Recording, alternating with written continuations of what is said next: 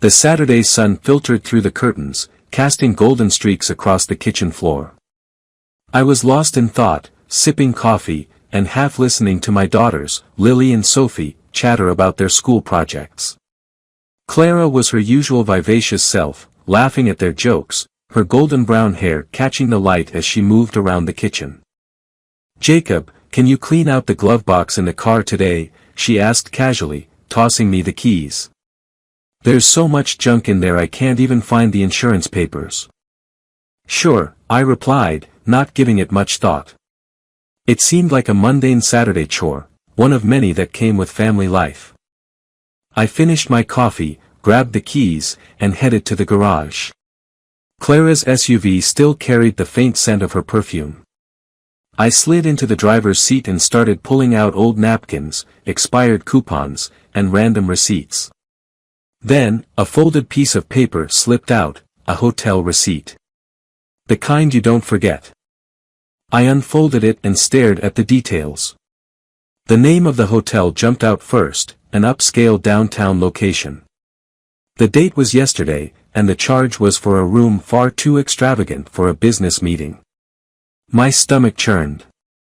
Clara had told me she'd be working late, attending a networking event for her company. I even remembered her kiss on the cheek as she left, her bright smile reassuring me she'd be home before midnight. Yet, here was the proof of something darker, something I wasn't prepared to face. I clenched the paper in my hand, my mind racing with questions. Why hadn't she mentioned this? Who had she been with? The thoughts were deafening, but I shoved them down. Confrontation wasn't the answer, not yet. Instead, I slipped the receipt into my pocket, finished cleaning the glove box, and went back inside. Clara greeted me with her usual cheerfulness. I played along, masking my unease with practiced ease. But my mind was elsewhere, crafting a plan to uncover the truth. Over the next few days, I transformed into an investigator. Clara's phone logs were easy to access, we shared a family account.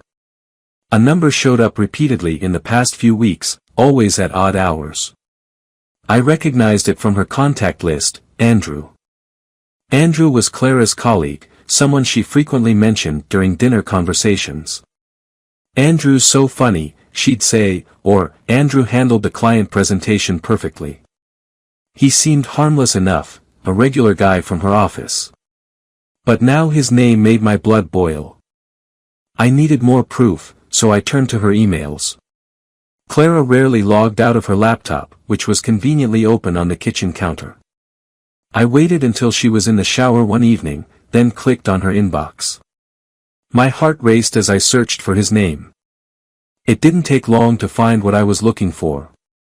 The email started off innocently, work-related updates, client briefs.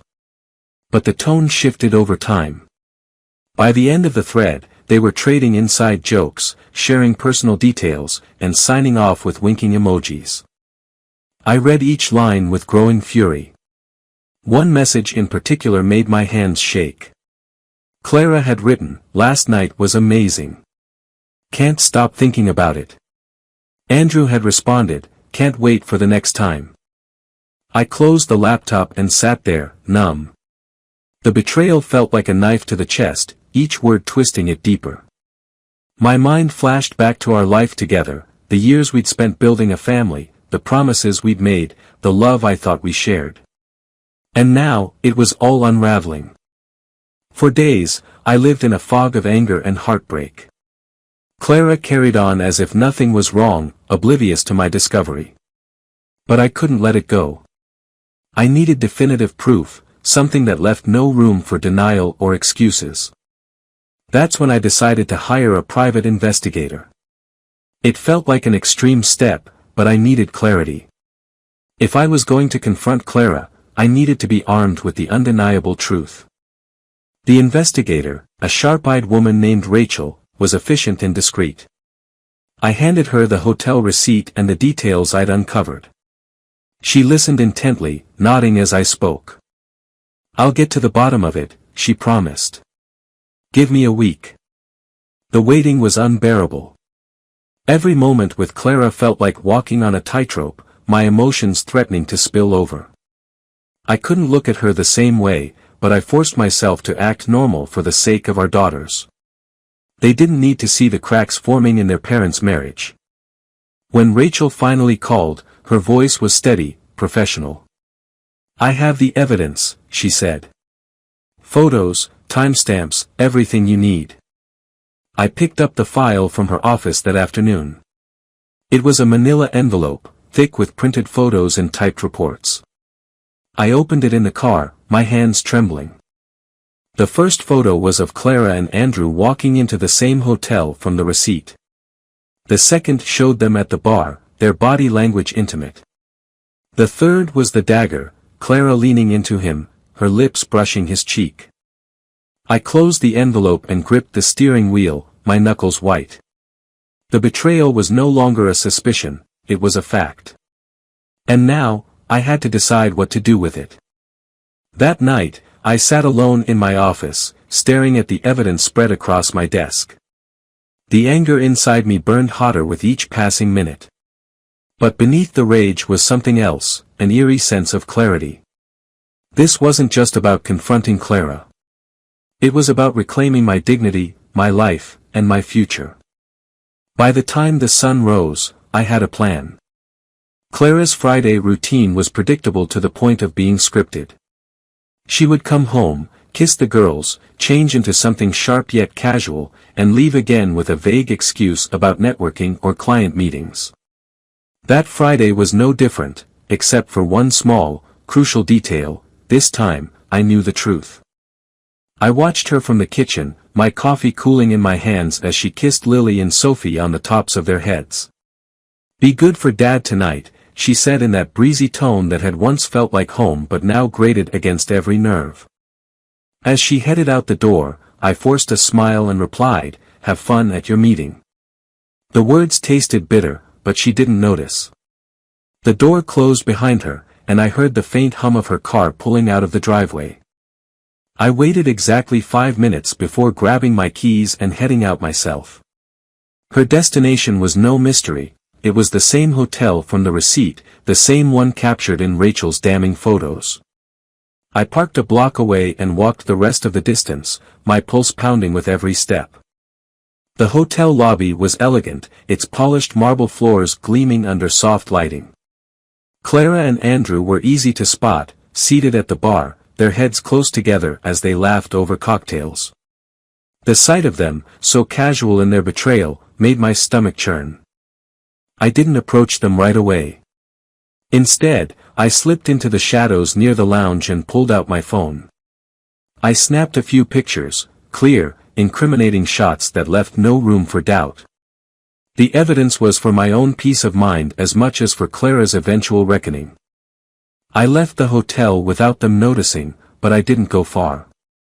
Across the street, I found a small cafe where I could sit by the window and watch the entrance. Hours passed, and the city's rhythm slowed as the night deepened. Finally, just after midnight, I saw them emerge together. They didn't bother hiding their affection. Andrew's hand rested on the small of her back as they walked to his car. My fingers tightened around the edge of the table as I watched them drive off. I didn't follow. I didn't need to. I already had everything I needed. The next morning, Clara came home just as casually as she had left, greeting the girls with the same bright smile and false cheer.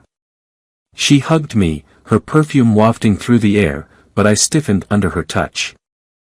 "You're up early," she said, her tone light. "I couldn't sleep," I replied, my voice cold. She didn't seem to notice, or maybe she didn't care. She moved on to make breakfast, chatting with the girls as if nothing had happened. I sat at the kitchen table, staring into my coffee, replaying the images from the night before in my mind. By Sunday evening, my plan was fully formed. This wasn't going to be a screaming match or a desperate plea for explanations. Clara had made her choices, and now it was time for me to make mine. Monday morning came with a gray drizzle that matched my mood. Clara left for work as usual, unaware that I had taken the day off. Once the house was empty, I packed her things. Not everything, just enough to make a statement. Clothes, toiletries, a few sentimental items she might miss. I boxed it all up and left it by the front door. Next, I made an appointment with my lawyer. I brought the file Rachel had compiled, along with the photos I had taken myself. The lawyer, a no-nonsense woman named Emily, flipped through the evidence with a neutral expression that belied the weight of what she was seeing. "This is thorough," she said. "We'll have no problem building a case." "I want the house," I said, my voice firm. "And full custody of the girls." Emily nodded. "Given the circumstances, that's entirely reasonable. But you'll need to be prepared for a fight. Infidelity doesn't always guarantee an easy win in family court." "I'm ready," I replied, and I meant it. That evening, I waited for Clara to come home. The girls were with my sister for the night, giving us the privacy we needed for what I knew was going to be an explosive conversation. She walked through the door just after 6, her heels clicking against the hardwood floor. When she saw the boxes, she froze. "What's all this?" she asked, her voice tinged with confusion. I stepped out of the living room, holding the manila envelope. "We need to talk." Her eyes darted to the envelope, then back to me. "What's going on, Jacob?" "I know," I said simply. Her face went pale. "Know what?" I didn't answer. Instead, I opened the envelope and pulled out the photos, laying them on the coffee table one by one. The hotel. The bar. The walk to Andrew's car. Each image landed like a hammer, shattering the thin facade she had been hiding behind. Clara sank onto the couch, her hands trembling. "Jacob, I can explain." "No," I cut her off. "I don't want your excuses. I don't want your lies. I want you to pack the rest of your things and leave." Her eyes filled with tears. "Please, don't do this. It was a mistake, a terrible mistake. I love you, Jacob." I laughed bitterly. "Love? Is that what you call sneaking around behind my back? Is that what you call spending the night in another man's arms?" "It wasn't like that," she insisted, her voice cracking. "Then what was it like, Clara? Enlighten me." She had no answer. The silence between us was heavy, filled with the weight of everything we'd lost. Finally, she whispered, "What about the girls?" "They deserve better than this," I said. "Better than a mother who lies and a father who can't trust her." Clara sobbed, burying her face in her hands. I felt no pity for her. My anger had burned away any lingering traces of sympathy. This was the bed she had made, and now she would have to lie in it, alone. The days following Clara's departure were a blur of logistics and emotions. She left the house quietly, without much of a fight, though her tearful goodbyes to the girls lingered painfully in the air. I told them as gently as I could that their mother needed some time away to think about things, leaving out the sordid details. They didn't need to carry the burden of her betrayal. Clara moved into a small apartment downtown. Occasionally, she'd call to check on the girls or to ask if we could talk, but I kept our conversations brief and strictly about logistics. I wasn't ready to hear her explanations, apologies, or whatever script she had prepared to rationalize what she'd done. The silence she left behind was deafening. The house felt colder, emptier. I tried to focus on work, but my thoughts constantly drifted back to the images of her and Andrew, the moments of our life together that now seemed like lies. Every corner of the house carried a memory, a laugh, a touch, a whispered promise.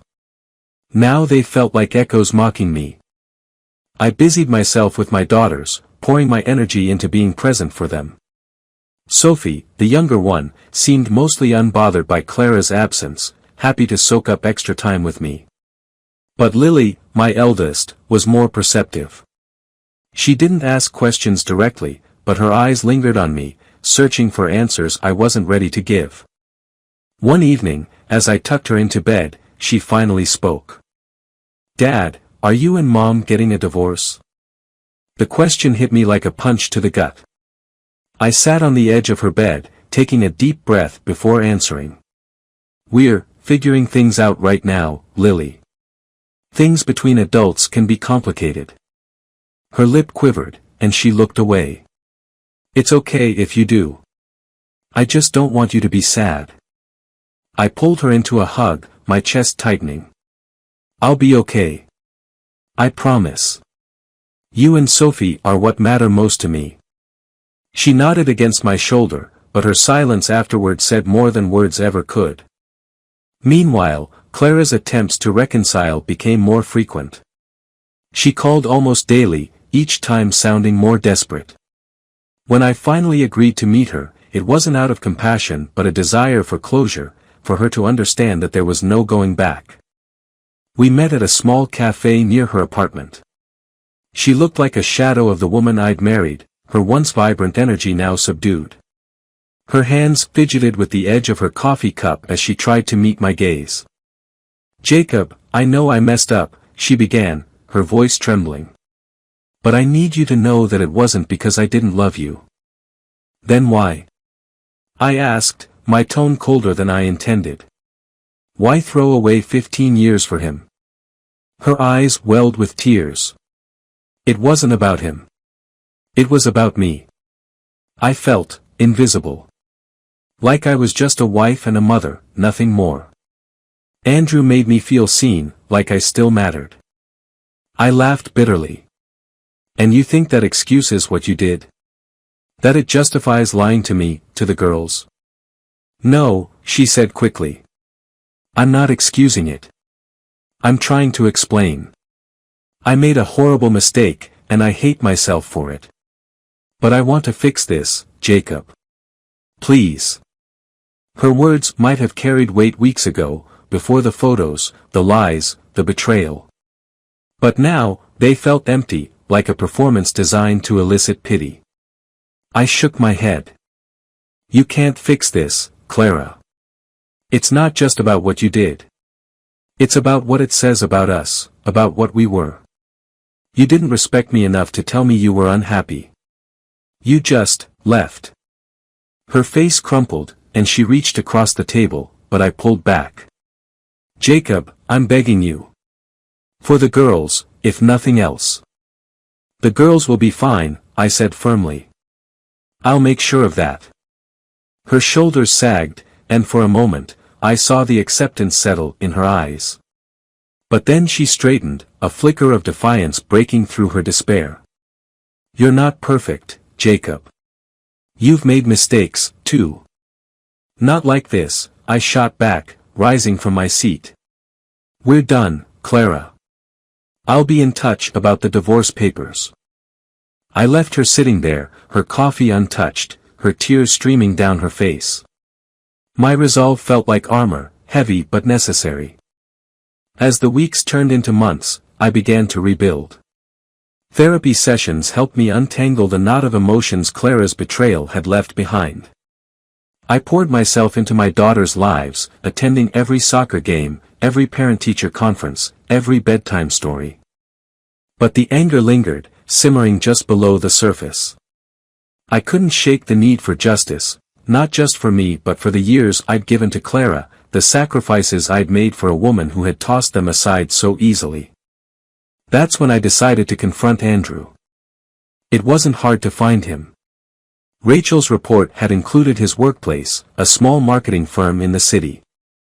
I waited outside one afternoon, leaning against my car as the employees trickled out.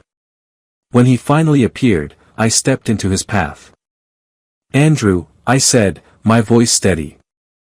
He froze, his face blanching as he recognized me. Jacob. Look, Save it, I cut him off. You don't get to explain. You don't get to justify what you did. He swallowed hard, glancing around nervously. I didn't mean for this to happen. It just what?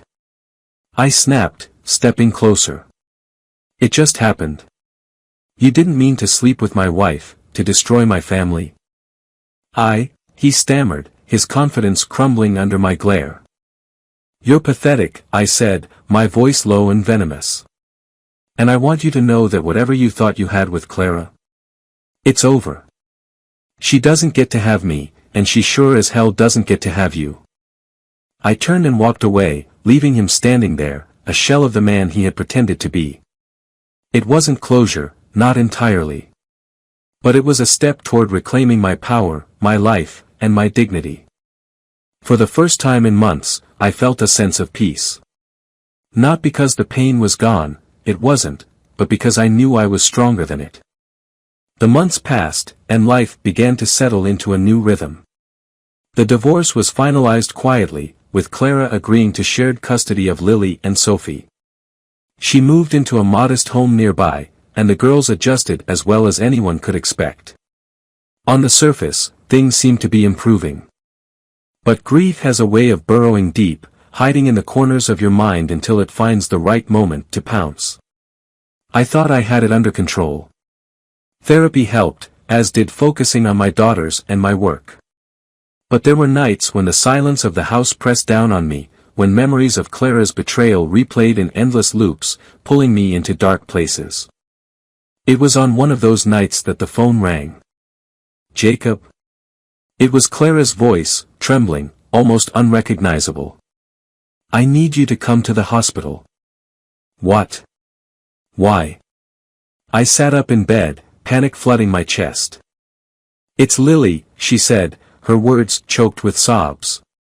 "There was an accident." The next few hours were a blur. I drove through the rain-soaked streets, my hands gripping the wheel so tightly they ached. By the time I arrived, Clara was pacing the waiting room, her face pale and streaked with tears. She was riding her bike, Clara explained, her voice breaking. She wanted to go to her friend's house. I told her to wait until morning, but she didn't listen. A car, it came out of nowhere. My heart sank as I looked through the glass doors leading to the emergency room. Nurses and doctors moved with an urgency that made my stomach churn. I felt the walls of the hospital closing in, the sterile smell of antiseptic suffocating me. The next update came hours later, delivered by a solemn doctor with weary eyes. "Your daughter sustained severe head trauma," he said gently. "We've done everything we can, but she's not responding." "No," Clara whispered, shaking her head violently. "No, no, no." I couldn't speak. The words wouldn't come. I just stared at the doctor, willing him to take it back, to tell me it was all a mistake. But his expression didn't waver. They let us see her. Lily lay on the hospital bed, her small body swaddled in blankets, wires and tubes snaking out in every direction. Her face was pale, her lips cracked, but she looked peaceful, too peaceful. I sat beside her, taking her hand in mine. It was warm but limp, and the weight of it broke something inside me. Clara stood at the foot of the bed, her sobs muffled by her hands. "I'm so sorry," she whispered. "This is my fault. I should have stopped her." I couldn't respond. My thoughts were a whirlwind of anguish and regret. Had I been too distracted by my own pain to notice what was happening with Lily? Had my focus on rebuilding my life blinded me to the struggles my daughters were facing? Time seemed to stand still in that room. Minutes, hours, it all blurred together as Clara and I sat on either side of the bed, holding vigil for a little girl who had been the light of our lives. The funeral was small and quiet, attended by close family and friends. Sophie clung to me throughout the service, her tears soaking into my shirt. Clara sat a few rows away, her face hollow, her hands clutching the funeral program as if it were a lifeline. I felt numb, detached from the world around me. The weight of Lily's absence was unbearable, a chasm in my heart that no amount of time or effort could ever fill. After the service, Clara approached me. Her eyes were red and swollen, her voice barely above a whisper. "Jacob, I don't know how to do this." "Neither do I replied, my voice cold and distant. I didn't mean it as cruelty, it was simply the truth. There was no roadmap for this kind of loss, no guide for navigating the wreckage of a shattered family. "We need each other," she said, her words trembling. "For Sophie, if nothing else." I looked at her, at the woman who had once been my partner, my confidant, the mother of my children. The betrayal still loomed large and unhealed wound. But now, standing in the shadow of our shared grief, it felt insignificant compared to the weight of what we'd lost. "I don't know if I can," I admitted. "Not after everything." Clara nodded, tears slipping down her cheeks. "I understand. But I'll always be here, Jacob. For you. For Sophie." She walked away then, leaving me alone among the rows of gravestones. I stood there for what felt like hours, the autumn wind biting at my skin as I stared at the small, newly turned patch of earth where my daughter now rested. Life after Lily's death became an exercise in survival. Sophie needed me more than ever, and I poured every ounce of myself into being her anchor. Clara and I found an uneasy truce, co-parenting as best we could, though the rift between us never fully healed. The pain never faded. It softened, dulled by the passage of time, but it never left. Lily's absence was a constant presence, a shadow that followed me through every moment of my life.